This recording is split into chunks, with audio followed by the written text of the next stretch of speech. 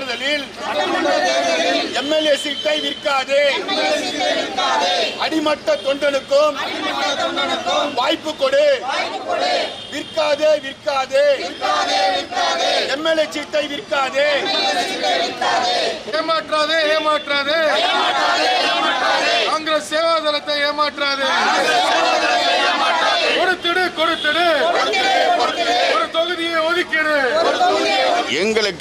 எங்களுடைய மாநில தலைவர் 11 ஆண்டு காலமாக காங்கிரஸ் சேவாதளத்தை அனைத்து மாவட்டந்தோறும் குக்கிராமங்கள் தோறும் உருவாக்கி இருக்கிறார்.